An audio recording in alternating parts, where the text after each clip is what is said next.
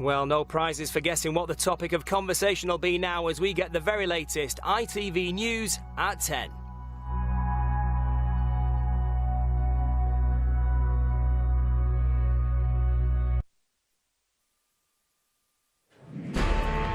Defeat may have been expected, but even so, what happened here tonight was simply staggering.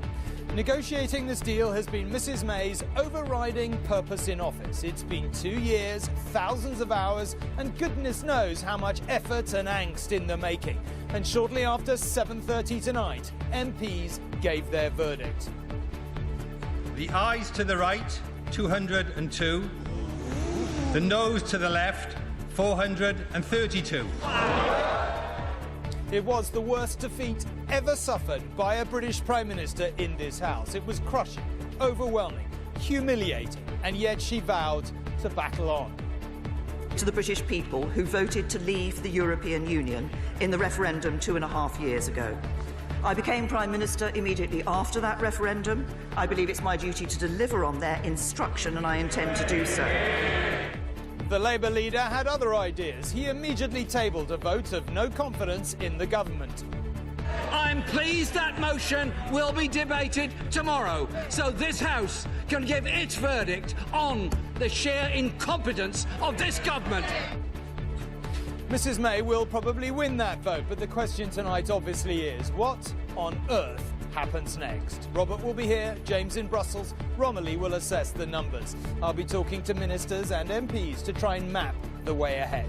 Also on this especially extended News at 10. Allegra is in Sunderland with Leave voters to ask where they think we should go from here.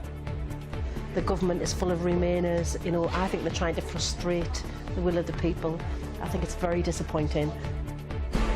Rachel is in Bristol with Remain voters. Do they believe another referendum is in sight? It's got to go down to a people now. The first time round, I think it was falseness. So I think a second referendum. And one other major story tonight, a terror attack on a luxury hotel at the heart of Nairobi in Kenya.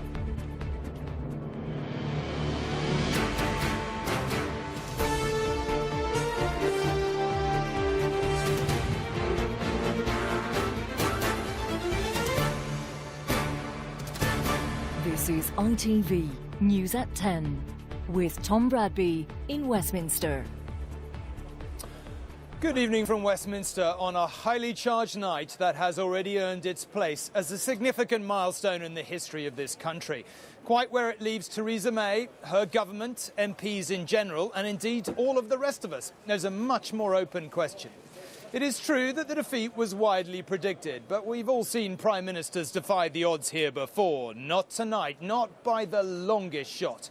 The raw numbers are bad enough. A defeat of 230 votes, the worst in history. But throw in the fact that this was her defining purpose in office, and you get a sense of the scale of the humiliation. In normal times, you would expect a Prime Minister to come out to Downing Street any moment now to resign. But these are not normal times. And even the Prime Minister's critics would be hard-pushed to say what purpose that would serve. The Labour leader responded by calling a no-confidence vote, which is likely to take place tomorrow. She will almost certainly survive it. We will do our best tonight to try and map a path through this fog. But first, here is Robert's account of perhaps the most impactful parliamentary vote of the modern